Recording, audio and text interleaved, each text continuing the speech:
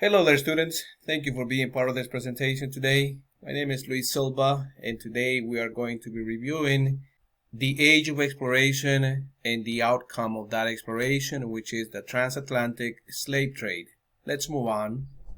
What will we learn today? Well, we're going to be looking at four different things. Number one, we're going to be looking at what is the Atlantic slave trade. Number two, we're going to be looking at the causes of the slave trade. Number three, we're going to be looking at the process of slavery. And number four, we're going to be looking at the consequences of the Atlantic slave trade. Let's move on. What was the transatlantic slave trade?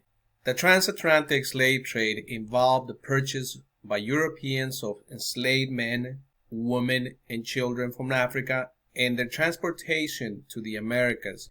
Between 1650 in 1860, approximately 10 to 15 million Africans began the Middle Passage across the Atlantic, enduring cruel treatment, diseases, and a paralyzing fear. Of those, approximately 1.2 to 2.4 million died during the transport to the New World. Millions were sold in Brazil to work on sugarcane plantations. Most others labored in the Caribbean, while less than 5% ended up in British North America and the United States. Let's move on. Setting the stage for the transatlantic slave trade. There were three main industries that required plenty of people to work, and those industries were the sugar industry, the cotton industry, and the tobacco industry. These industries require literally thousands of people in order to make a profit. Native Americans were very cheap, but millions died from diseases, warfare, and brutal treatment. On top of that, many of them ran away because they were very familiar with the territory, so they could easily escape. And the only solution to this problem was to bring people that did not know the land. Let's move on. What are the causes of African slavery? First of all, slavery had existed in Africa for centuries, but was relatively minor. Muslim traders ushered in an increase of slavery in Africa in the 7th century. Muslims transported about 17 million African slaves from about the 650 all the way to the 1600s. In Africa and Muslim slavery, slaves had some legal rights, and they also had social mobility, which was good, versus in the United States and many areas of the Americas, this was not the case. On top of that, Africans were immune to the diseases that killed many natives. Very important, because remember that many Native Americans died. As a matter of fact, millions of Native Americans died because of the diseases that were brought by the Europeans. But in this case, Africans were immune to many of these diseases, so they can actually survive them and be able to continue to work in the farms or plantations. In addition, many Africans had experience with farming already, which was something that Native Americans did not have. Africans weren't likely to escape because they did not know the land. If they escaped, they did not know where to go. But this was the opposite versus Native Americans, because they knew the land and they could easily run away and never to be found again. In addition, also, if an African escaped, his skin color made it easier to catch him back. And this was something that many Africans dealt with for so many years of slavery. Let's move on. Here we have an image which is African captives, and it's very sad when you see this drawing because it shows you the brutal treatment of Africans. And some people may defend this still today, unfortunately, but the reality is that all humanity was actually lost when they were being, in this case, Africans were being purchased, were being sold, and were being used to produce profit for business owners. Very sad chapter in world history. Let's move on. How did slavery spread throughout the Americas? First of all, we have Spain and Portugal, which led the way with transportation of slaves. During the 17th century, more than 40% of all Africans brought to the Americas went to sugar plantations in Brazil. As England's presence in the Americas grew, it came to dominate the slave trade. So England actually replaced Spain and Portugal in bringing slaves to the Americas. This obviously led to African society being broken up, and obviously this in the long run created chaos, created conflicts in Africa. Many African rulers and merchants captured other Africans and traded with European traders for gold, guns, and other goods. So many wealthy, powerful Africans captured their own people and sold them off to Europeans so that they can be brought here to the Americas and work as slaves. Let's move on. Here we have a map of Africa, Europe, North America, Central America, and South America. And you see all the trading routes, how they went mainly obviously from Africa and the areas that those Africans went to. For example, we have Brazil at 38%, we have Guiana's at 6%, then we have the West Indies at 42%, and we finally have British North America at about 4%. Let's move on. Here we have another map which shows the slave trade destinations, and it covers from about the 1650s to about the 1860s.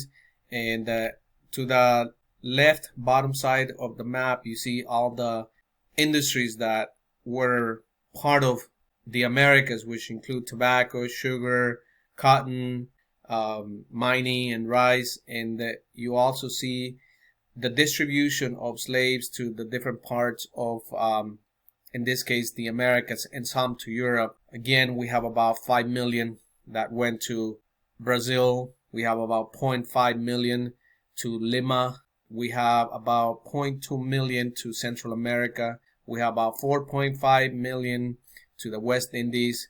And we have about 0.5 million to North America, and about 0.3 million to Europe. This is how the African slavery was able to spread throughout the Americas. Let's move on. The slave trade network. Captured Africans became part of a network called the triangular trade. And the first leg of the triangle was ships carried European goods to Africa to be exchanged for slaves. The second leg, which we know today as the Middle Passage, was Africans were brought to the Americas to be sold. The third leg was American products were carried to Europe. And please keep in mind that some slave traders from the Americas sailed directly to Africa, not following any triangular route. But the three main legs of the trade network was for the most part followed by most Europeans. Here we have another map of the triangular trade.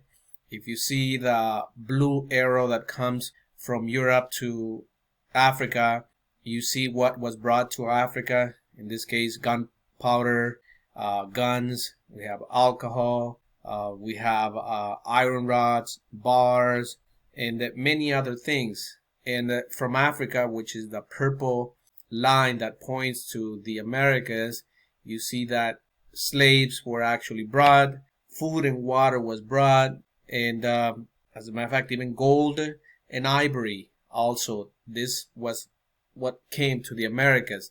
And if you see that red arrow right on top of United States, you see that some of the stuff that was delivered to Europe was like rum, tobacco, cotton, sugar, and other goods. But please keep in mind also that the cotton industry, the tobacco industry, and the sugar industry, those are labor-intensive industries, and they require hundreds, if not thousands, of people to work in order to produce a profit. And obviously, those people that worked there were the African slave population. Let's move on. We have said that the second leg of the triangular trade was the Middle Passage. And it is believed that this was a terrifying ordeal. It was a terrifying experience for everybody that became part of the Middle Passage movement. Captive Africans chained together were forced into dark, cramped quarters below ship decks. They could neither sit nor stand. The journey actually lasted 3 to 6 weeks. 10 to 20% of the African slaves did not survive. As you can see here, we have images to the right. You have basically how packed, how tightly they were put together, in this case, the slaves. Remember that the more slaves that were put on a ship, it meant that there was more profit. So therefore, businessmen who purchased slaves, they wanted to get the best out of their money. So therefore, they put a whole bunch of slaves together and they were brought to the Americas. All of these images are terrifying images. And unfortunately, this was the reality of the Middle Passage for Africans. Let's move on. Here we have another image, which is known as the coffin position. And you can see how the slave population was put together, and this is how they rested. This is how they managed to sail through the Atlantic Ocean all the way to the Americas. Let's move on. Here we have another drawing that is showing us how African captives were actually thrown overboard. This usually happened when the slave became sick. So in order to prevent that slave from spreading whatever he may have, they would just throw him overboard. And the sharks would follow the slave ships across the Atlantic Ocean, because many of the slaves were actually inhumanely thrown from these ships all the way to the ocean. And guess what? Sharks fed off of these people, something that was completely inhumane. Let's move on.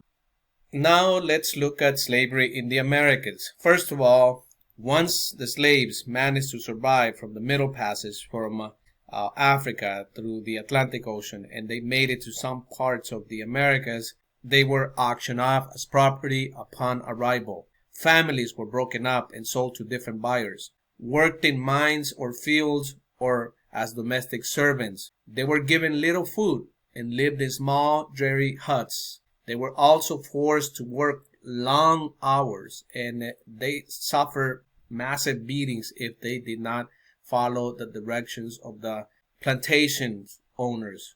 This was a lifelong condition and was hereditary as well. In other words, if the slave had sons or daughters, those sons or daughters would be there also as slaves.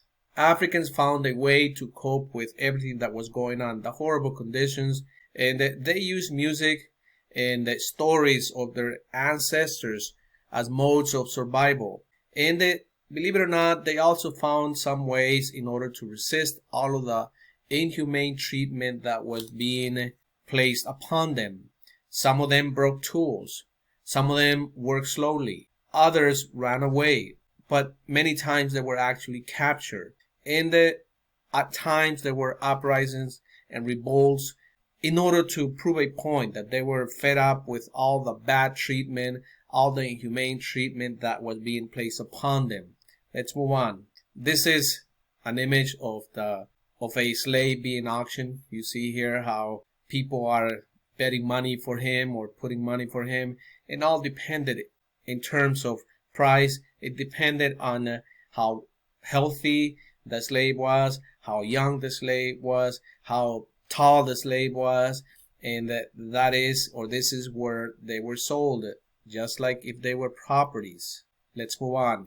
This is an inspection and sale of a slave. If you see how the slave is being treated there, they're making sure that he's healthy. They're making sure that everything is according to the expectation of the buyer.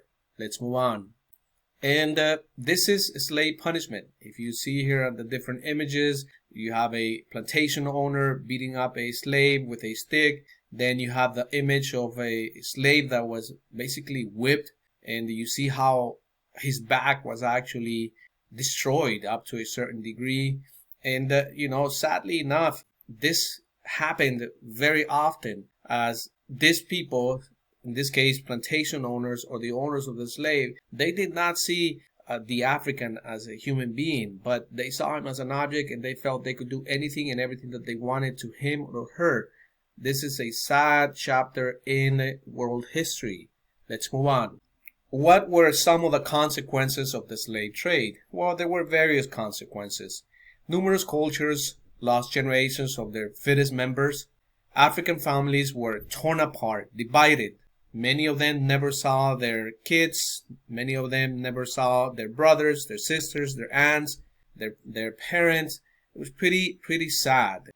The slave trade also introduced guns to the African continent. Labor contributed greatly to economic power of the Americas. A lot of the industries became extremely profitable, and they became profitable because they used slaves, and they basically worked for free. They fed them, but that was about it. One of the biggest contributions of the slave trade was that Africans were able to spread their culture to the Americas. For example, their art, their music, their religion, and food. Large African American population in the Americas today is another consequence of the slave trade. Today in North America, you see that there is a big population. In addition to that, you look at South America, such as Brazil, there is a big population of African Americans now. You look at the Caribbean, you look at countries such as Belize, Jamaica, you see that there is a big population that has survived and is very stable in those parts of the world. Let's move on. Finally, we have this image, which is labor in the Americas from the 1400s to the 1800s, and you see the number of slaves that contributed to the different industries, such as sugar plantations, about 6 million slaves, coffee plantations, about 2 million slaves, the mining industry, about 1 million, the household industry, about 1 million, the cotton fields industry, about 500,000, and the other fields, about 250,000 slaves. We have come to the end of this presentation. Please make sure to subscribe. I will see you soon.